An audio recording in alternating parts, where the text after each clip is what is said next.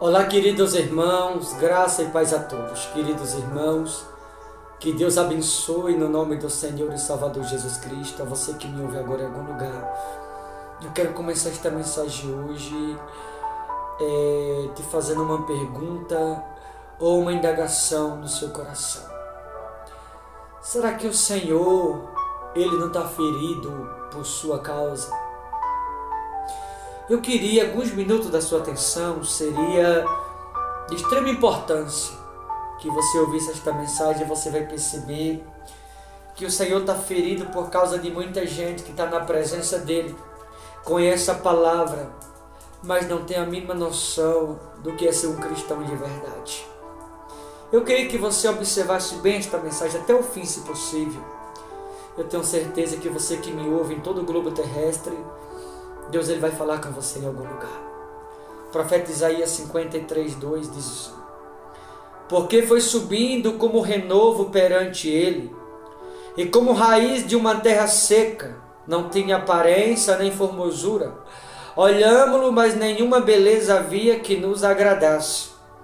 Era desprezado e o mais rejeitado entre os homens, homem de dores, e que sabe o que é padecer.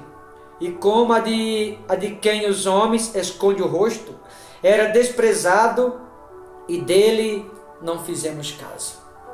Queridos irmãos, você percebe aqui nesta mensagem uma pessoa aparentemente falando frágil, rejeitado, uma pessoa de dor, uma pessoa que padecia, uma pessoa desprezada, uma pessoa onde todo mundo, a maioria naqueles dias, ele virava as costas, se escondia dele, simplesmente por não aceitar aquilo que Jesus pregava.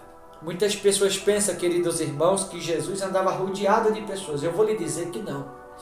Jesus levantou um grupo de 12 para lhe ajudar na obra naqueles dias, para fazer a obra com ele, mas esse grupo ele costumava enviar para que eles levassem a mensagem, e Jesus a maior parte do tempo ficava só. O homem de Deus, a mulher de Deus, na verdade ele é solitário, ele vive sozinho, é ele e o Espírito Santo e mais ninguém. O homem de Deus, a mulher de Deus, a missão é essa. Ele, com relação às pessoas, ele vive sozinho, porque o Espírito Santo é quem ele consola. O Espírito Santo é quem ele acompanha, o Espírito Santo é a sua companhia. O Espírito Santo é quem anda com o homem e com a mulher de Deus. O homem e a mulher de Deus, ele não anda rodeado de pessoas. O homem e a mulher de Deus, ele anda cercado pelos anjos do Todo-Poderoso. E aqui assim se encontrava Jesus. Percebe que as pessoas, o fato delas não encontrar em Jesus o que elas procuravam, o que elas queriam encontrar, ela simplesmente virava as costas, virava o rosto, se escondia dele. Percebe que a Bíblia diz aqui, o profeta Isaías, ele foi aqui inspirado pelo Espírito Santo para escrever ou nos mostrar como seria a vinda de Cristo, se falando da primeira vinda dele no passado. Percebe aqui que o Espírito Santo usou ele para trazer à sociedade a maneira como ele seria tratado, a forma como as pessoas iriam lhe rejeitar, a maneira como ele seria rejeitado e desprezado pela humanidade naqueles dias. E você vai perceber aqui que assim como naqueles dias ele foi rejeitado, assim como naqueles dias ele foi desprezado pela humanidade, nos dias de hoje está sendo exatamente como foi no passado. Aliás, eu me arrisco a lhe dizer, você que me ouve, que nos dias de hoje ele está sendo mais rejeitado do que o que no passado ele foi. Por isso a Bíblia diz aqui no versículo 2, que ao olhar para ele não via aparência, não via formosura, não via beleza e nada que o agradasse. Porque as pessoas ao ir até Jesus não encontravam nele a aparência que elas procuravam. Ao ir até Jesus não encontrava nele a beleza que elas estavam procurando. Aí até Jesus não encontrava nele a formosura a qual elas achavam que o ia encontrar. Ele não agradava a elas, conforme o final do versículo 2, conforme as pessoas achavam que Jesus ia agradar. Jesus nunca agradou a ninguém. Aliás, quando você vê um pregador, um homem ou mulher de Deus agradando demais as pessoas, alguma coisa tem. Jesus nunca agradou. Ao contrário, ele era curto e grosso nas suas palavras. Ele era preciso. Tanto que certa vez ele pregava em um determinado lugar e ele estava sendo duro nas suas colocações. E as pessoas começaram a se retirar. Alguém chamado Pedro se atreveu a se aproximar e dizer: mestre, o Senhor está sendo duro, está todo mundo indo embora, Senhor. Jesus olha para Pedro e diz assim: Pedro, não está bom não, Pedro, vai com eles. Aí o mesmo Pedro olha e diz: para onde irei eu? Se só o Senhor tem palavras de vida, só o Senhor tem palavras eternas, para onde eu vou? Ele entendeu que andar com Deus não é ouvir o que nós queremos. Andar com Deus é ouvir palavra de arrependimento. Andar com Deus é ouvir palavra sincera. Andar com Deus é ouvir palavra de conversão, palavra de transformação de vida. Andar com Deus não é ouvir o que a gente quer. Ouvir o que a gente quer nunca vai mudar a nossa vida. Ouvir o que a gente quer nunca vai libertar ninguém. Ouvir o que a gente quer nunca vai consertar a vida de ninguém. Nunca vai haver restauração do casamento. Nunca vai haver prosperidade financeira. Não vai haver a cura. Ouvir o que a gente quer só vai piorar a nossa vida. Agora, o que melhora a nossa vida é ouvir aquilo que não queremos ouvir. Porque aquilo que não queremos ouvir da parte de Deus, por se tratar dele colocar o dedo na nossa ferida, é isso que vai libertar alguém. É o ser duro nas palavras, é ser preciso, é ser exatamente preciso, sem arrodeio, é ser preciso na palavra que vai trazer transformação na vida das pessoas. E assim era Jesus. E o fato dele ser duro nas palavras, a Bíblia diz que as pessoas não encontravam nele o que elas procuravam. Elas não encontravam em Jesus formosura, não encontravam em Jesus beleza, não encontravam em Jesus aparência, não encontravam em Jesus o que o agradasse a elas, porque essas pessoas estavam procurando alguém que lhe agradasse, mas Jesus não estava ali para lhe agradar, e sim para salvá-lo. Foi para isso que ele veio. Se tem alguém que você conhece que passa a mão na cabeça, que fica alisando, você deve tomar cuidado, porque alguém que alisa, alguém que passa a mão na cabeça, não está interessado na sua salvação, está interessado em alguma outra coisa, menos na sua salvação. Jesus nunca agradou ninguém. E no versículo de número 3 diz assim: era desprezado, mais rejeitado dentre os homens, homem de dor e que sabe o que é padecer, e como de quem os homens escondem o rosto, era desprezado e dele não fizemos caso. Veja que ele era desprezado, rejeitado pelas pessoas, tudo por elas não encontrar em Jesus o que elas achavam que iriam encontrar, tudo por elas não encontrar em Jesus beleza, algo que lhe agradasse, formosura ou aparência. As pessoas lhe rejeitavam, como diz aqui no versículo 3, as pessoas lhe desprezavam, as pessoas só iam até ele quando te mandou. Sabe aquela pessoa que vai na igreja só quando precisa, quando recebe, some? As pessoas no passado eram exatamente assim que agia. Eu vou dizer a vocês, Jesus vivia a maior parte do tempo sozinho, fisicamente falando. Era um homem solitário, rejeitado, desprezado, aonde as mesmas pessoas que ele curava, que ele libertava de espíritos malignos, a partir do momento que elas tornavam-se livres, se trancavam dentro das suas casas, ao ver Jesus, elas viravam o rosto. No final do versículo 3, a Bíblia diz: homens esconde o rosto, era desprezado e dele não fizemos caso. As pessoas se escondiam dentro da sua casa, trancavam-se as portas para não receber Jesus quando por aqueles lugares ele passava.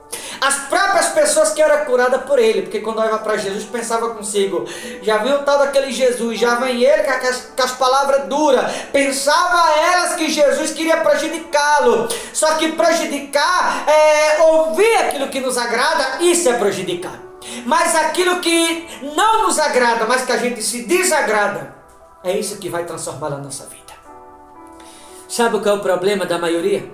É que quer ouvir aquilo que o agrada, quer ouvir palavras doces, quer ouvir palavra que vai te atrair, quer ouvir palavra que vai chamar a tua atenção. Muitas pessoas, é como se ela fosse uma criança, ela quer que o pastor coloque comida na boca, e tem pastor que deixa a ovelha mal acostumada, mal disciplinada, não corrige, não ensina. Por isso há muitas pessoas espiritualmente morrendo, por isso há muitas pessoas que não se arrependem, por isso há muitas pessoas que não deixam o pecado, por isso há muitas pessoas dentro da igreja está ferindo o seu Senhor, oprimindo a alma do seu Senhor, machucando o coração do seu Senhor e não se dá conta. Por quê? Porque está mal acostumada dentro da igreja, na presença do próprio Deus. Quer ver? Olha o versículo 4. Certamente Ele tomou sobre si as nossas enfermidades, as nossas dores, Ele levou sobre si. E nós o reputávamos por aflito, ferido de Deus e oprimido. Veja, é aflito, ferido e oprimido. Aflito quer dizer aflição dentro de si. Ele estava aflito. Naquele Getsemane, por exemplo, a Bíblia diz que ali ele transpirou sangue. Ele estava aflito dentro de si. A aflição era desesperadora. A aflição era algo perturbador dentro dele. Então, quando a Bíblia fala aflito, no versículo 4, está dizendo que havia uma aflição gigantesca dentro dele. Ferido, o coração dele estava ferido. E oprimido, a sua alma estava oprimida. Então, o seu interior estava aflito, o seu coração estava ferido e a alma foi oprimida. Por quê? Porque o pecado da humanidade era tanto, e a transgressão era tamanha, que a Bíblia diz aqui no versículo 5, mas ele foi transpassado pelas nossas transgressões. A transgressão da humanidade era tamanha que ele foi transpassado. Transpassado é como se você triplicasse 3 vezes mais o pecado de toda a humanidade, ser colocado sobre uma única pessoa. Era tão pesado, era algo tão perturbador, tão desesperador, que ele foi transpassado, transpassou a pessoa humana, atingiu a pessoa do espírito e atingiu a alma. Ele foi aflito, a alma aflita, ferido, feriu seu coração, o pecado, a transgressão da humanidade, trouxe sobre ele a aflição, feriu seu coração e oprimiu a sua alma. Por isso que a Bíblia diz que ele foi transpassado pelas nossas dores. Ou seja, o pecado era tanto que atingiu a pessoa humana dele, atingiu o espírito e atingiu a alma, de tão pesado que era o fardo que sobre ele foi colocado. Tanto que ele diz: Pai, se possível, passa de mim este cálice, contudo não seja como eu quero, sim como tu queres. Ele estava aflito, ferido e oprimido. Aflito o seu interior, ferido o seu coração e oprimido a sua alma. Ou seja, o crente, quando aceita Jesus, ele não pode mais andar em pecado, não pode mais andar como uma velha criatura, não pode mais andar como antes andava, porque alguém que diz ter aceitado Jesus e continua andando como andava antes, continua ferindo o coração do seu Senhor e continua oprimindo a alma dele. Ei, deixa eu falar com você que está me ouvindo. Será que você que me ouve agora, você não é alguém que continua ferindo o coração do seu Senhor, causando dores nele, oprimindo a alma do Todo-Poderoso? Se você é uma dessas pessoas, é hora de arrependimento, é hora de se prostrar, se lançar, se colocar de joelho e dizer: Senhor, eu me arrependo, eu estava te causando dor, eu estava te causando aflição, tristeza, amargura, mas assim como o Senhor sarou a minha alma, assim como o Senhor é motivo de alegria na minha vida, assim como o Senhor me curou na hora da dor, deixa eu derramar bálsamo agora na ferida que no seu coração eu causei,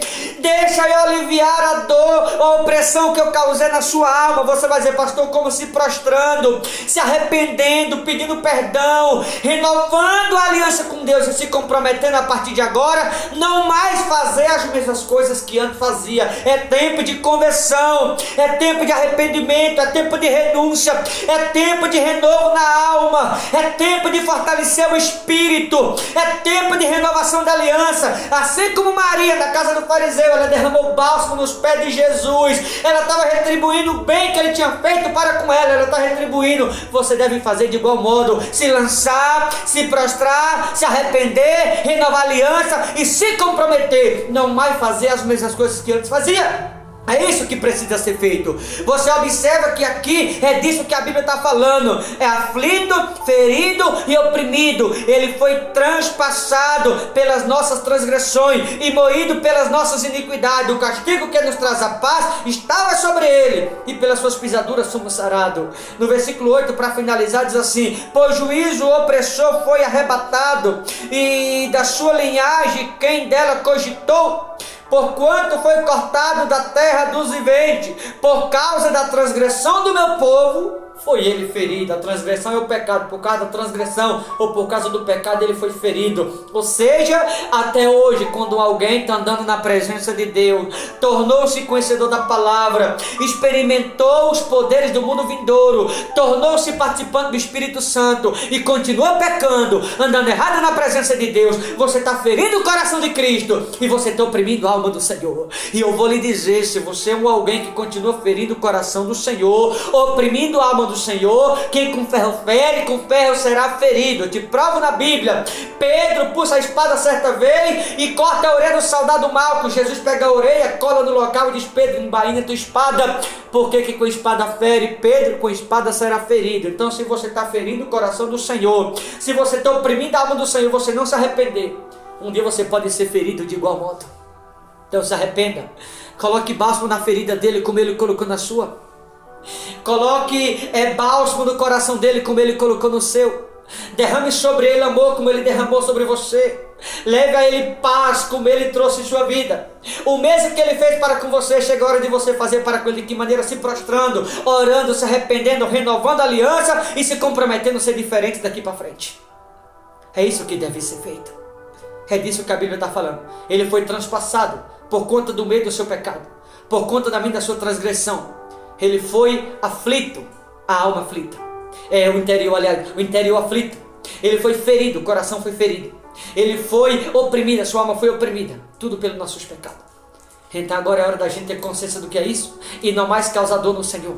Não mais causar ferida dele, não mais causar opressão. Que sejamos motivo de alegria para ele, não de tristeza. Que sejamos motivo de honra e não de desonra. Que sejamos motivo de amor e não de ódio. Que sejamos motivo de união. Que sejamos motivo de paz. Que sejamos motivo de concordar-se com a palavra e não de desobediência como isso tem sido. Tá bom, queridos? Eu vou ficando por aqui. Mas que você possa refletir nessa mensagem e se perguntar se você não é um que está causando ferida no coração do Todo-Poderoso. Tá bom? Deus abençoe. Vou ficando por aqui. Forte abraço em nome do Senhor Jesus. Deus abençoe a todos.